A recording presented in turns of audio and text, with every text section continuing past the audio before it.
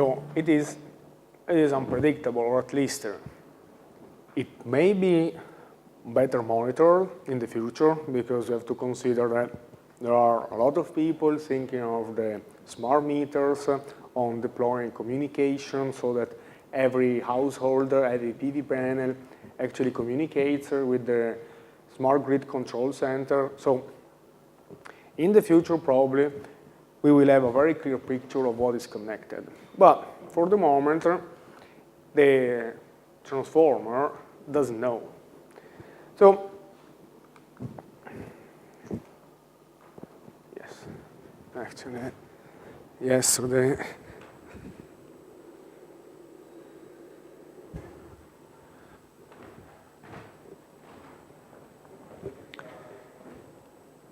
so a possibility is an additional service that the smart transformer can offer to the low voltage grid. By the way, this is true for the AC grid, but all of these can be transferred to the DC grid just by removing the DC-AC converter. So an additional service is to perform the identification of basically of the low voltage distribution grid. What does it mean? Okay, this is the slide that we have seen yesterday of everything that can be done, and I said we're going to talk about load identification today.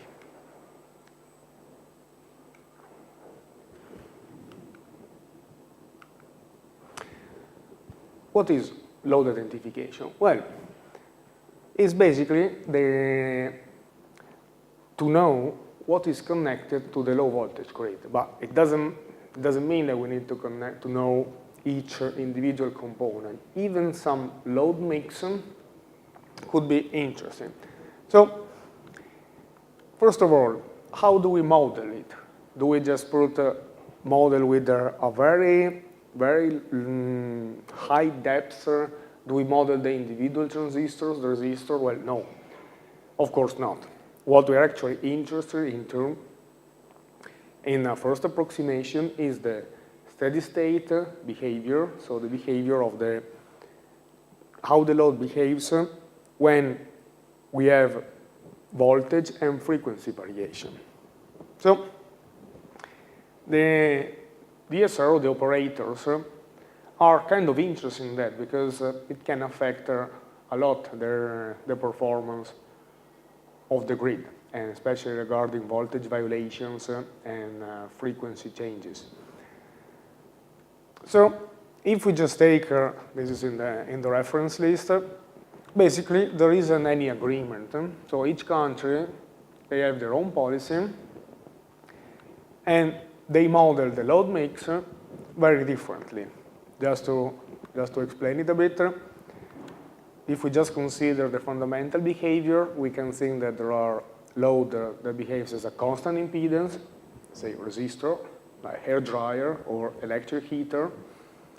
Of course, there can also be some inductive part, but let's say constant impedance, or constant power. As an example, everything that is controlled by power electronics normally exhibits some constant power load behavior.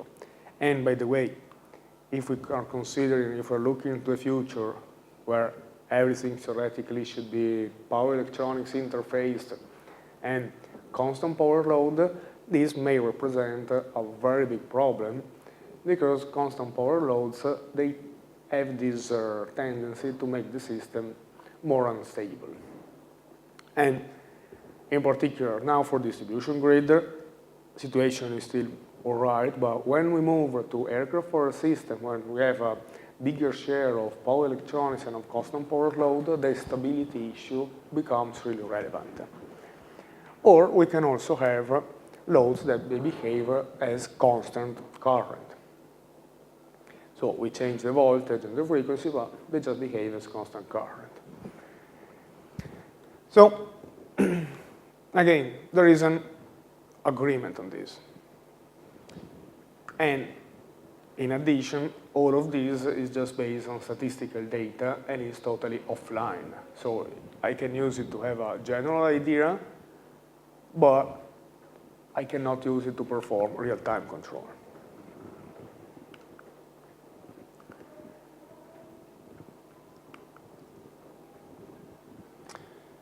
So, how did they do? How did they find it?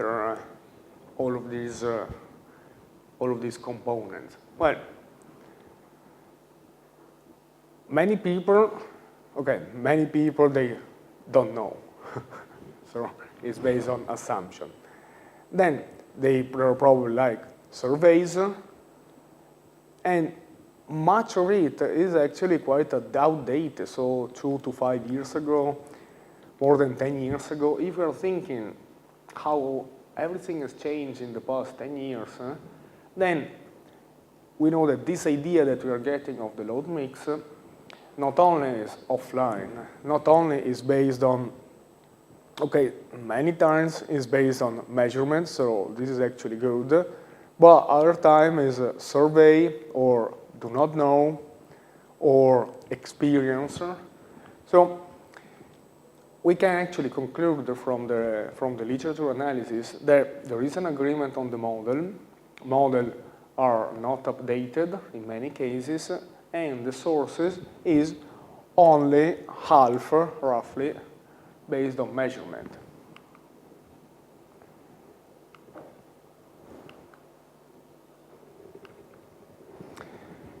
So, how do we model, at least? Let's just get a bit into the detail. How do we model the load? There are basically 3 models, or 3 main possibilities. There are infinite possibilities, of course, but the most common are these 3. We can have an exponential model for active and reactive power. Sorry, this is wrong. This is like polynomial model. And the composite model. So exponential model is a very simple model and basically puts all the information in the exponent. It means that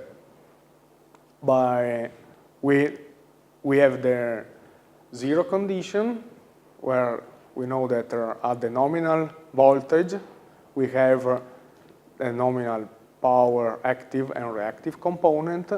If we change the voltage, then the power will change in an exponential way. So, just to give some ideas, if the exponent is 0, we are in presence of a constant power load. Because if the exponent is 0, this is equal to 1 always. So the power doesn't change when we change the voltage. If the exponent is 1, it means that the power is changing linearly. So if I have 5% more of voltage, then I have 5% more of power. So this is the typical constant current behavior. So a constant current load, if I double the voltage, gives me double of the power. If the exponent is true, we are in a constant impedance situation. Let's just consider a resistor. If I double the voltage of a resistor, I have that the power is 4 times. So basically the exponent gives me an idea of the overall behavior, steady-state behavior of the load. In this model that is polynomial or zip model, zip as Z for impedance, I for current, and P for power, is basically a fitting of the data where I decompose the behavior of the load into constant impedance, constant current, and constant power. So I can have a better picture of the load mix, or instead I can just perform a fitting of my measurement data in order to have the highest accuracy. So which are the problems of the load modeling approaches? Well, in the field measurement, I can get some good data, but of course I need really long history and many measurements. Component-based model, it means that I can characterize the component in the lab as with like the exponent or anyway the parameters, and then I calculate the parameters. So it's kind of, I can get a very good idea about this component, but I have no idea how many of these components are present in the field. So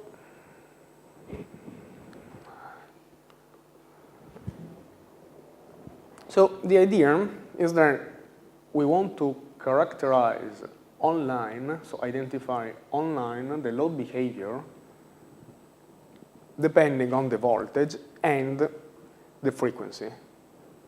So this is the idea, because once we have this identification, then we can actually perform a better control.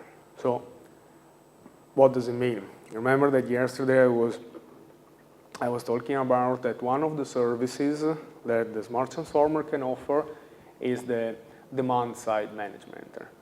So if I need to increase the power or decrease the power of the smart transformer, maybe to support the medium voltage grid, then I will change the voltage and or the frequency of the low voltage grid.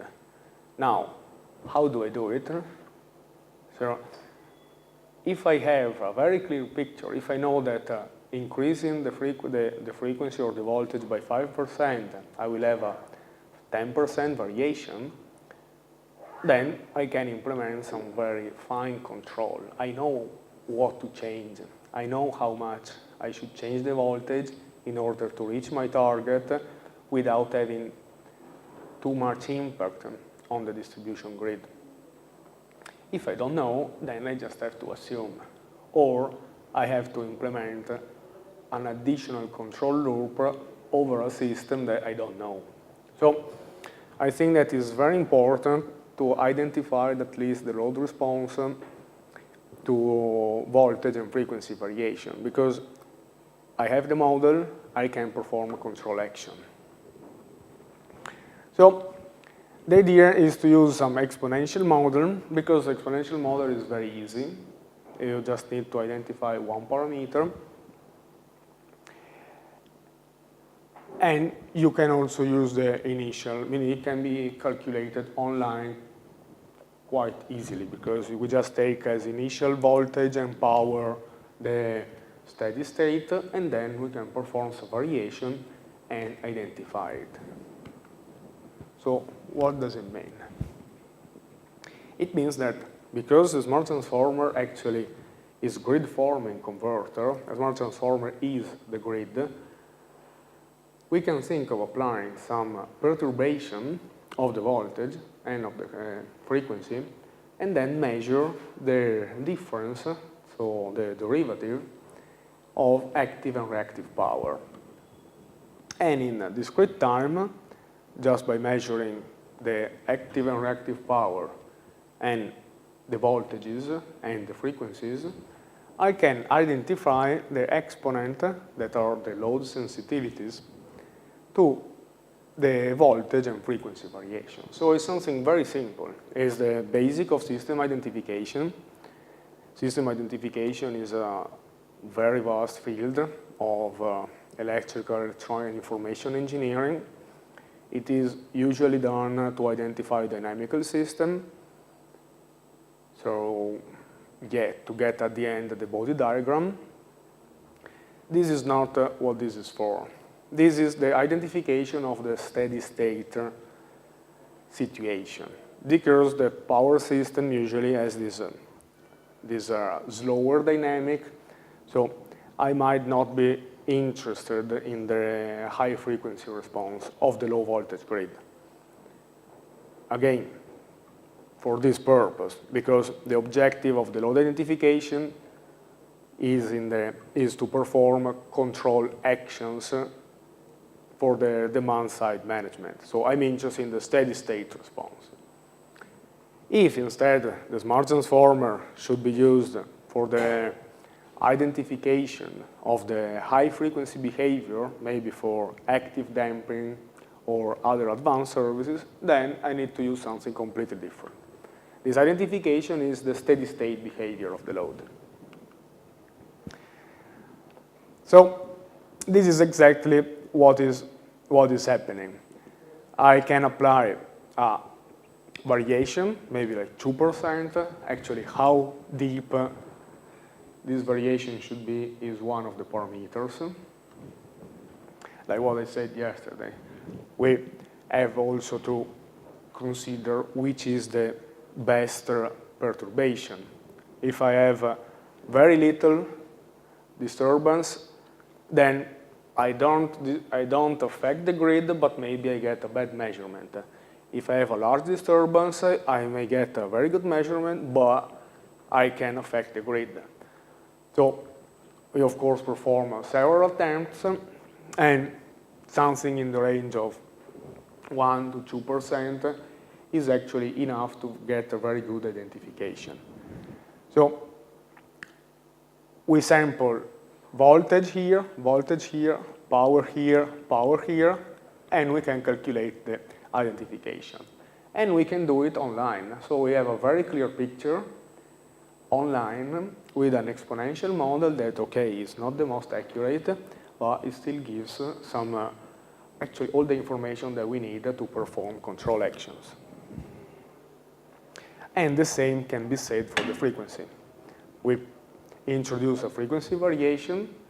It has to be within the limits of the international regulation, but it also doesn't need to be, meaning in the future maybe the idea that the frequency can change more with everything is power electronics interfaced, it's also a possibility. But let's say that we apply some small perturbation to the frequency.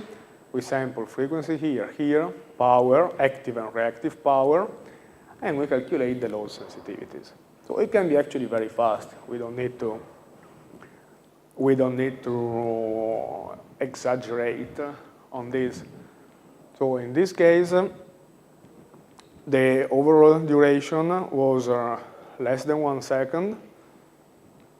There is the reduction of the voltage, the reduction of the frequency. Reduction of the frequency was chosen to be a bit slower. Measurement of active power in these cases, and reactive power in these cases. Again, the 3 phases, they might have a very different behavior because it's a 3-phase system. The load can be unbalanced.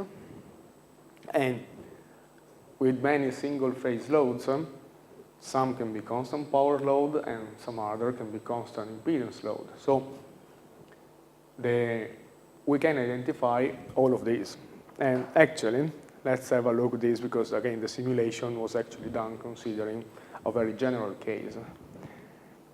So phase C, in this case, is very sensitive to the voltage variation, but it is totally insensitive to the frequency variation. But for the active power. For the reactive power, instead, when the frequency goes down, I have an increase, a slight increase of reactive power. What is this? What is this kind of? Well, normally this is the behavior of it has some inductive component. It can be some behavior of a transformer that I decrease the frequency, so I have more reactive current, and then something else is connected to the transformer so that at least the active power is the same. It's basically the behavior of, of the battery chargers. Some battery charger, they control the active power, but if they have a transformer front end, conventional transformer front end, the frequency goes down, I have more reactive current. Again, we are not interested to understand the component that is connected there, but we can identify the behavior with the load, the behavior of the load. Then, does it work in all the cases? Well, it is actually affected by the distributed generation. So the distributed generation operates operates usually with unity power factor and is a constant power.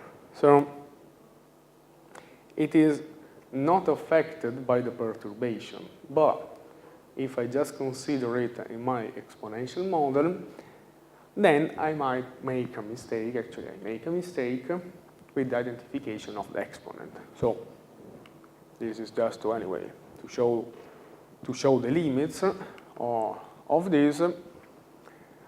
We might identify a more than linear response because the net load reacts differently if we have a distributed generation. Because, again, distributed generation is not affected by this variation of the voltage.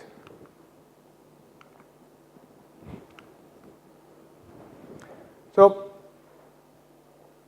what do we actually, this was not the, so the idea is to have a control action. Once we have a perfect, or anyway, we have an identification of the system, we want to have the controllability of the load. Maybe we want to reduce the load by some percentages. In this case, we wanted to perform a variation of like 2.5% of the load. Why should we do it? Well, because maybe this comes from an external set point. Maybe the DSO needs to operate some load reduction to stabilize the medium voltage. So it doesn't matter. It's a set point, it's a control action, and the idea is to be able to perform it.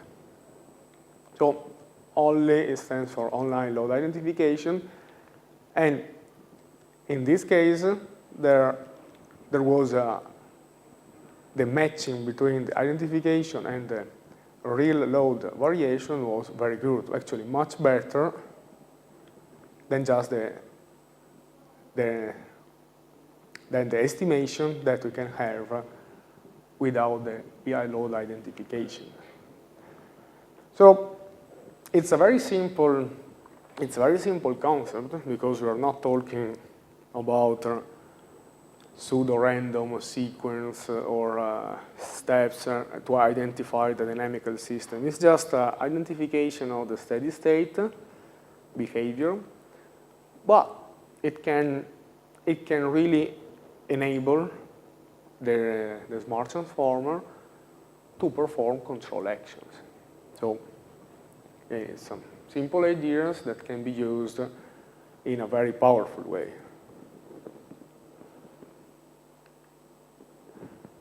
So yeah, actually this is already a couple of hours presentation, this one. So I don't think that is sensible to to start it now. But as Tao did anyway, I can give a brief overview of the projects that are going on in China. So we are the same research group. The PMC, Power Electronics, Machines and Control Group is global. It's actually the same research group. We have the same boss, and it's Pat Wheeler. So many activities are overlapping because this is what we do. But of course, we also have our differences. So the distribution grid is something that, and the solid state transformer is something that is more present in the Chinese campus. There is myself, there is Dr. Go. She has been working on solid state transformer for traction. So we are carrying out this research topic.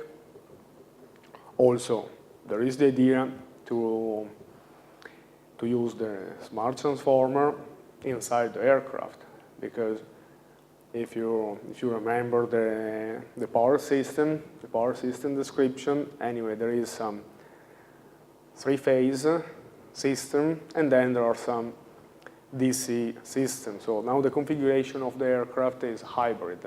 So large commercial aircraft, they both have the AC and DC system.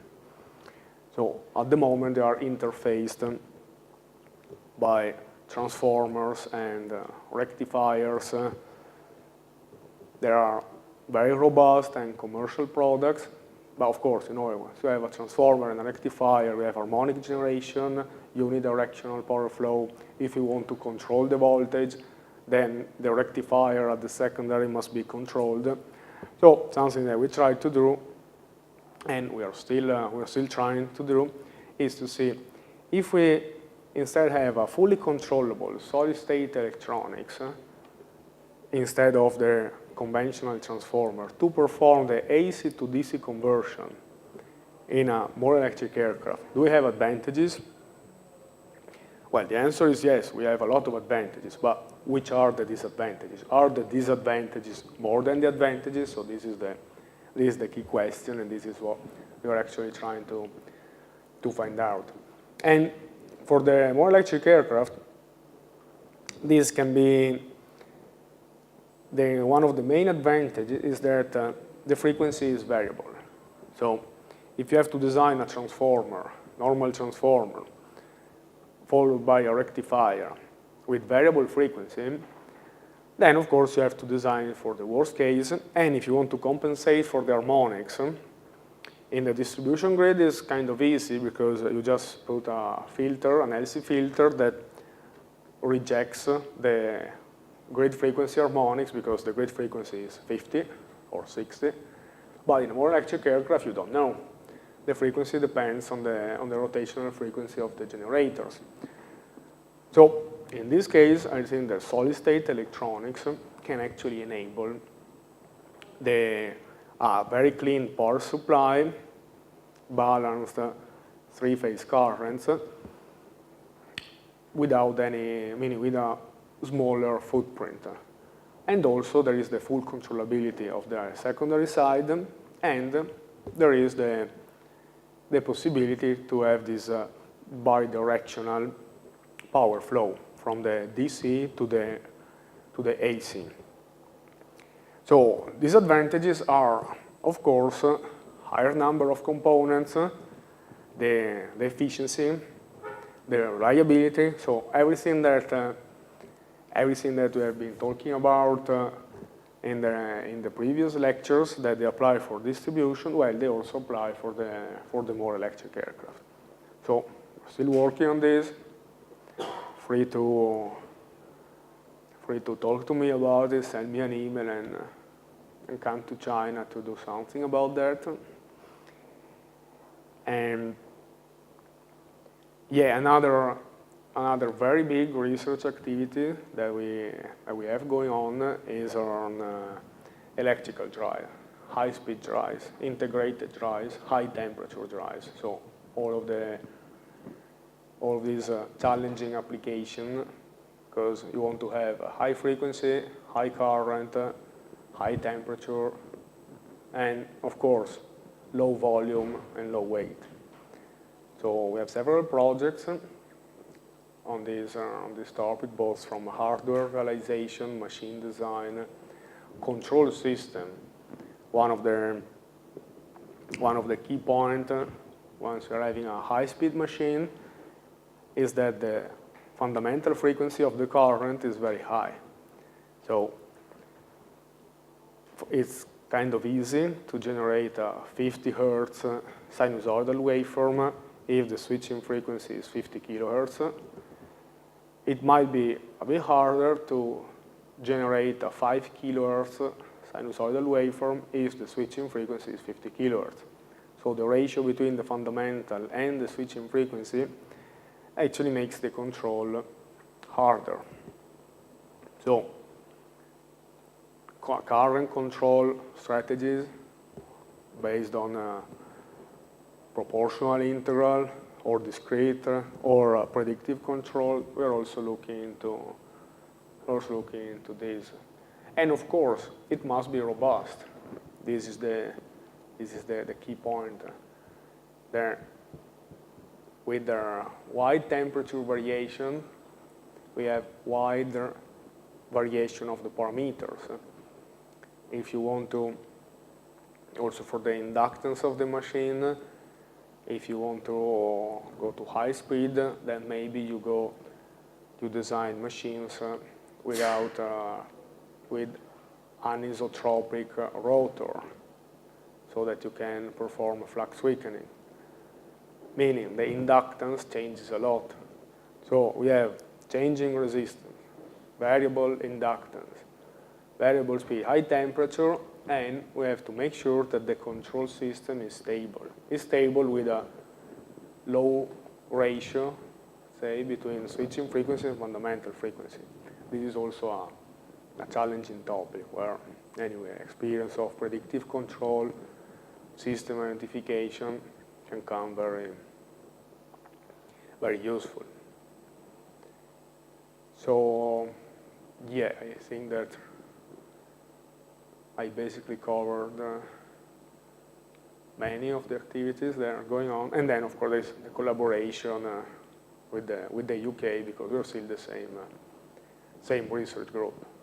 So visiting professors, exchanges, PhD scholarship. This is something that is available both for the Ningbo campus and for the UK campus. So totally open to talk with you about it and to start collaboration, because anyway, I've seen very many good things here in the lab. Students in 6 months building power converters, so it was very nice. And I think that we can really work together on these topics, because again, we are still the same power electronics family all over the world, solving more or less the same problems. So, yeah, thanks for listening and for being patient, coming here in the morning every day. And feel free to talk to me about anything.